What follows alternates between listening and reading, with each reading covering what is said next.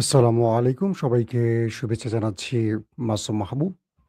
দেখছেন open the YouTube channel এবং মাসুম মাহবুব Facebook page. আপনারা সাথে দেখছেন ওপেন ভিউ টিভি নামে আমাদের আরেকটি ফেসবুক পেজে একযোগে ৩ টি প্ল্যাটফর্ম থেকে লাইভটি সম্প্রচার হচ্ছে।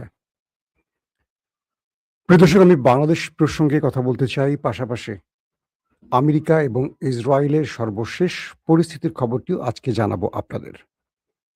আগে বলে নিচ্ছি, আমি ১ম এ বাংলাদেশ প্রসঙ্গে কথা বলব। তারপর চলে যাব আন্তর্জাতিক বিশ্বের খবর নিয়ে। আশা করি যারা আন্তর্জাতিক খবর দেখতে চান, তারা একটু বাংলাদেশের খবরটাও শোনেন। কারণ বাংলাদেশ তো আমাদের সবার।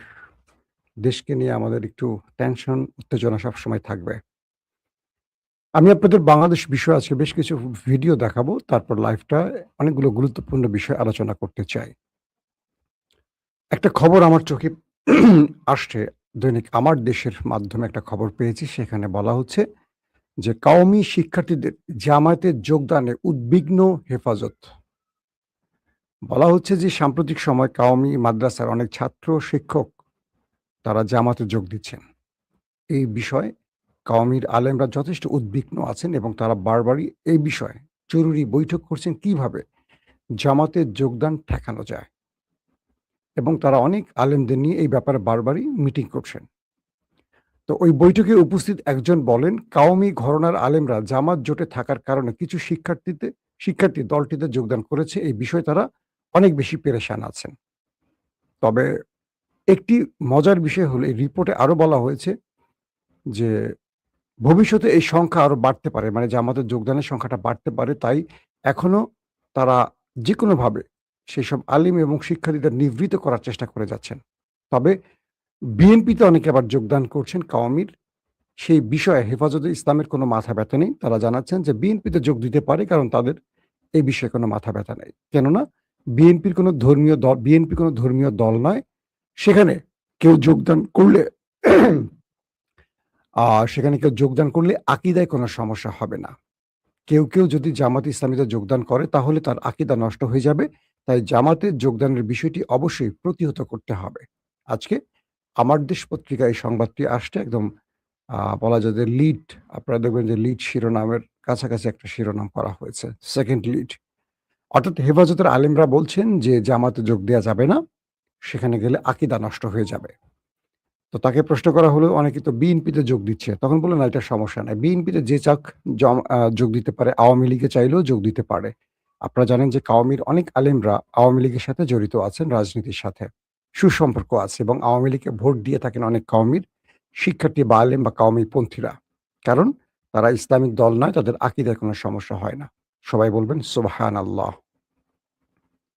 আপনারা অনেকেই আমাকে প্রশ্ন করেন, আমার সাথে কিন্তু সব শ্রেণীর আলেমদের সম্পর্ক ভালো।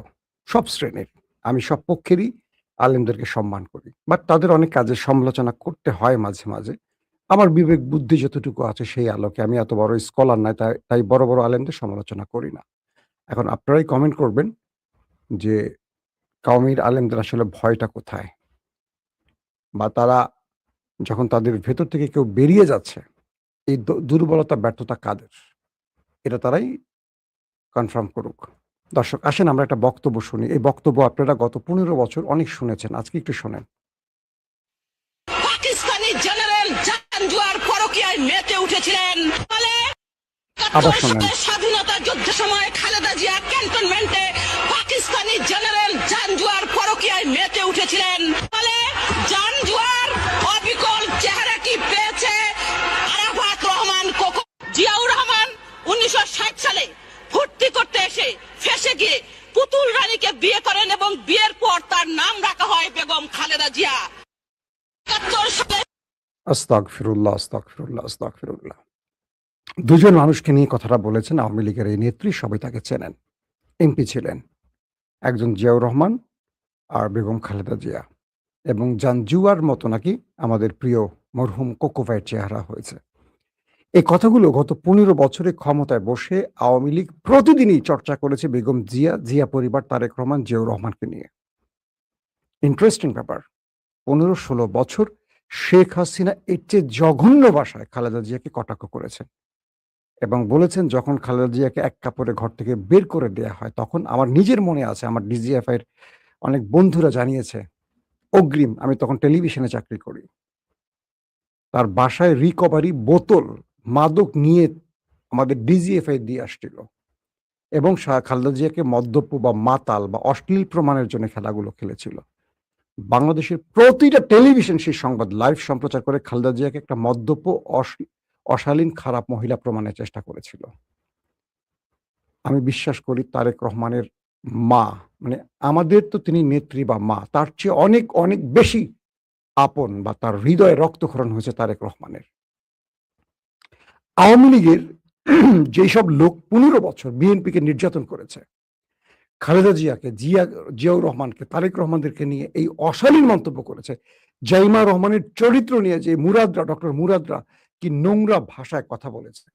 দেখেন আজকে সেই আওয়ামী লীগ বিএনপির সবচেয়ে আপন মানুষ এবং এই আওয়ামী লীগকে সাথে নিয়ে এনসিপি জামাতকে পেটাচ্ছে বিএনপির ছাত্রদল যুবদলের ভাইয়েরা। সোশ্যাল মিডিয়াতে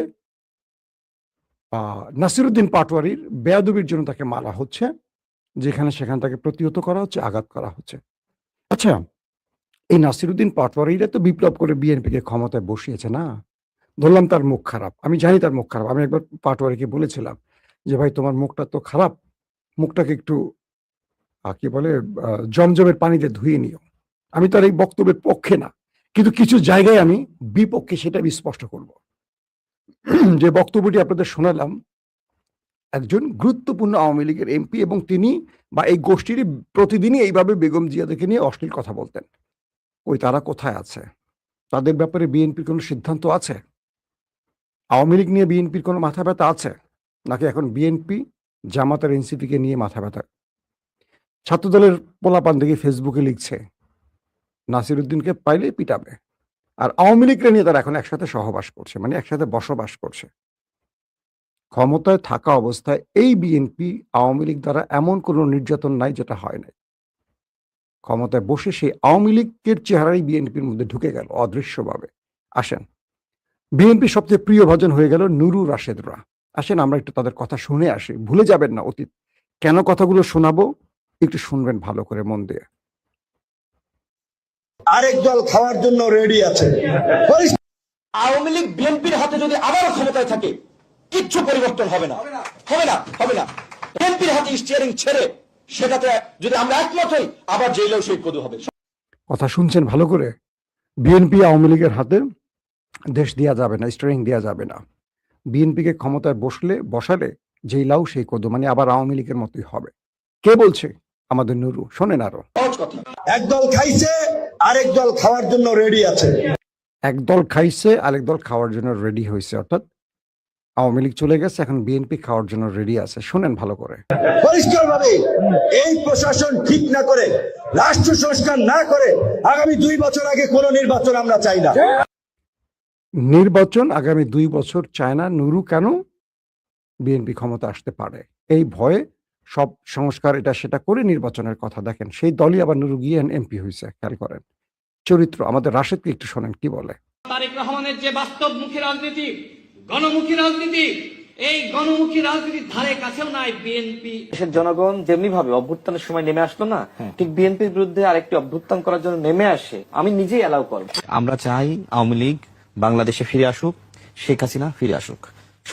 শুনছেন আমাদের বর্তমান প্রধানমন্ত্রী তারেক রহমানের রাজনৈতিক সচিব বা রাজনৈতিক উপদেষ্টা বলছেন বিএনপির বিরুদ্ধে যদি আরেকটা গণ অভ্যুত্থান হয় সেটাকে তিনি অ্যালাউ করবেন, তিনি সবার আগে রাজপথে নেমে আসবেন।